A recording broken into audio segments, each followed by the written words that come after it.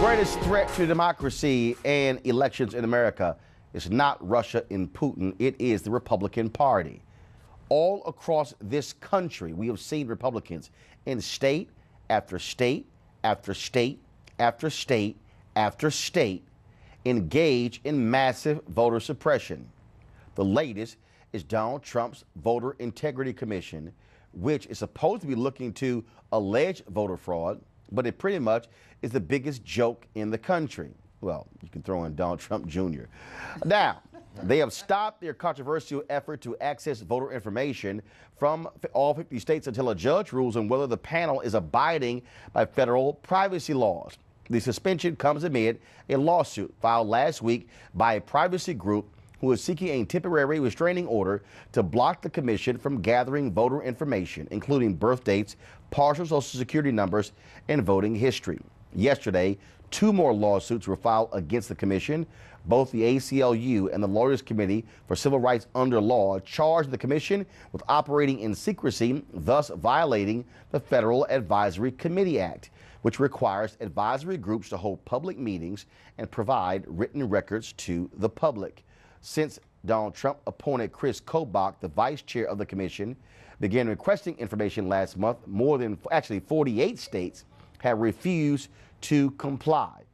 Arkansas is providing some information, so is Florida. Kobach says he wants to compare the information with federal databases to uncover voter fraud, but opponents say it is the latest Republican effort to purge voters from the rolls. Joining us by phone from D.C. is Sophia Lynn Lakin, staff attorney for the Voting Rights Project at the ACLU. Sophia, first and foremost, I open up that way by saying that Republicans are a threat to democracy in these elections, because we see effort after effort. Were it not for the courts in this country, we will continue to see massive voter suppression by the Republican Party. This commission is the latest.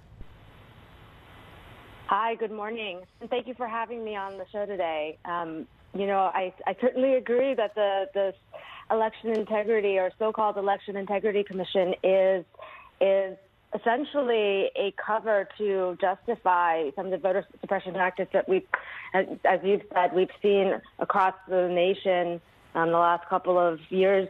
And obviously it's had a long history of being a problem in our country, unfortunately, keeping me busy at work. And it's truly nerve-wracking and problematic, and certainly we see a lot of voters very nervous about the government, in particular this commission collecting their data. In fact, Sophia, in Colorado, we are seeing an explosion in the number of people who literally are unregistering because they are afraid that Colorado is going to be sharing their information with this advisory group.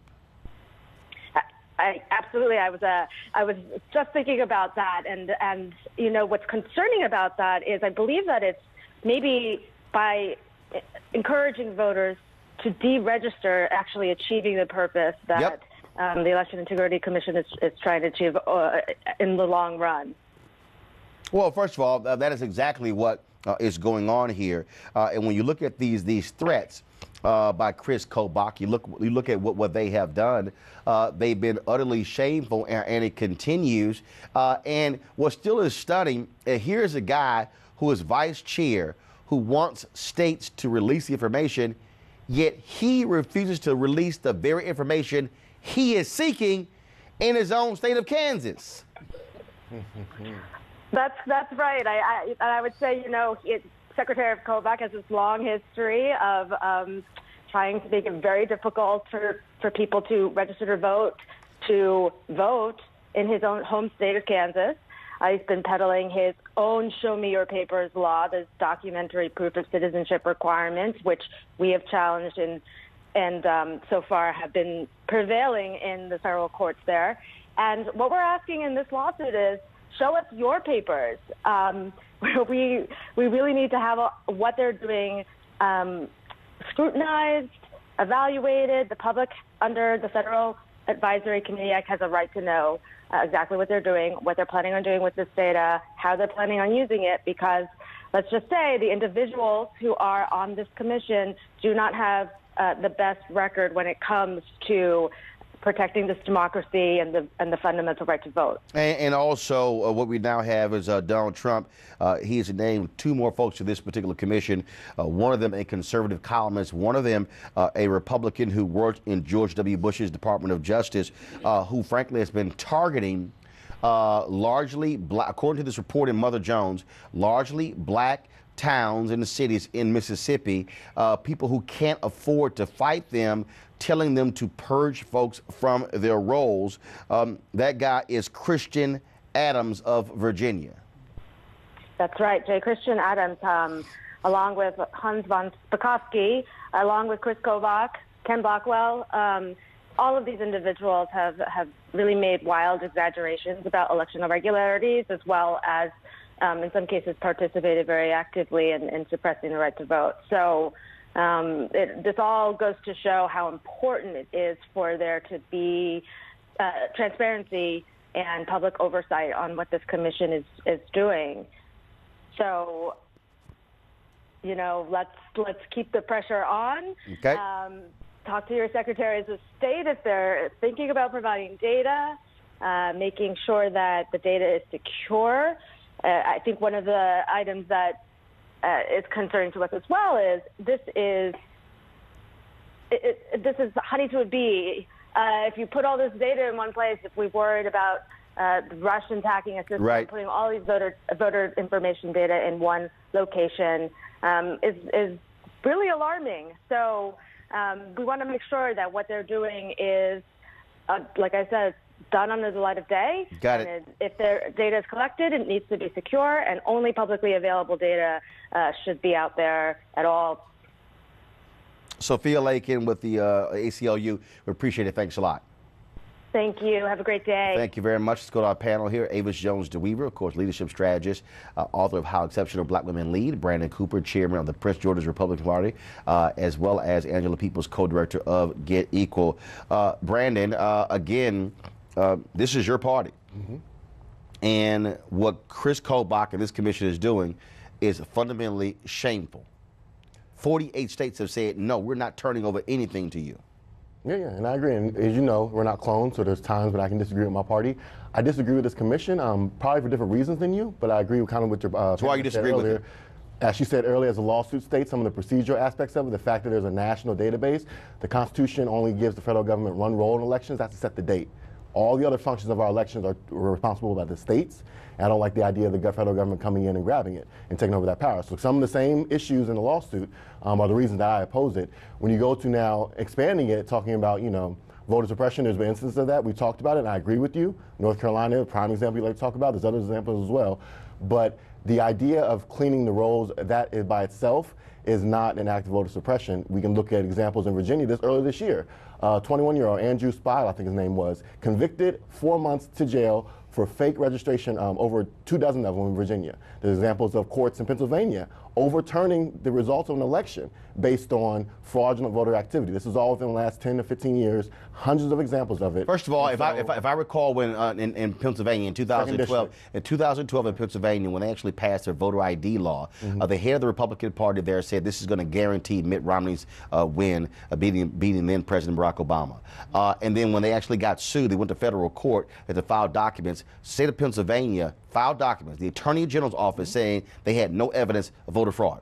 The state attorney general, you just said in the last 10 to 15 years. There's hundreds of examples. Hold up, I'm sorry. But the state attorney general, who's a Republican, filed documents with the federal court saying they had no evidence of voter fraud. Okay, I understand that. But also the Supreme Court, when they issued a decision supporting voter ID, saying that it's not unconstitutional, they cited in their opinion that there is definitely examples going back to the founding of our country. What I'm saying is, of it happening. And what I'm saying is, when you have individuals who want to pass off this nonsense, oh, there's massive voter fraud, they are flat out liars. Oh, I agree. And what I'm saying is, this is a clear strategy, Avis, by the Republican Party in state after state after state.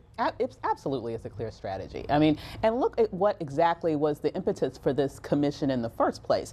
You had this person lie to the American people, this person who's inhabiting 1600 Pennsylvania Avenue, lie to the American people and say that the only reason why he lost the election by 3 million in terms of the popular vote was because it was this massive voter fraud where millions of people voted. 3 to 5 million. Exactly. Complete lie. And utter lie. So the whole foundation, the whole motivation for this is a lie. The only reason why they're doing this is to try to push people off the roll so they can steal another election. Shelley, go to my iPad. This is an article that's in Mother Jones, motherjones.com right now. These 3 lawyers are quietly purging voter rolls across the country. One of them, Angela, is Christian Adams, who Trump just appointed to this commission. And this individual here is literally targeting small towns in Mississippi, threatening them with lawsuits, taking them to court. They can't afford it. One town, 70% black, paid a lawyer about $1,000, wasn't good at all. And they literally said, we don't even have the money to even fight this. And they are specifically targeting small towns with largely black populations. Which is exactly why Brandon's point about purging voter rolls in and of itself is not, voter suppression. When you're targeting specific communities like the black community in the South, that is very much voter suppression. But I think something I appreciate this lawsuit by the ACLU and other efforts, and I really appreciate these states that are pushing back on sharing this information. But whether it's legal precedent or political, sort of social norm precedent, this president, this administration, and now the Republican Party has thrown all rules out the window. And so I think that it's time for other leaders, whether it's Democrats or across the political spectrum, to take the gloves off as well. If they are going to fight outside of the rules, if they're going to fight outside of the norms that have informed our politics and brought our country to be the way that it is, then we should also fight outside of those norms too. And I'm looking forward to seeing more of that from our leaders. Weekdays on TV One. I will never lie to you. Oh my God. Roland Martin. He doesn't want to talk to us. He wants to ignore us. Uncensored. Hell no. That ain't gonna cut it, boo. Unapologetic. No, that is fundamentally false. You are wrong. Unfiltered. He wants an America where we all look alike.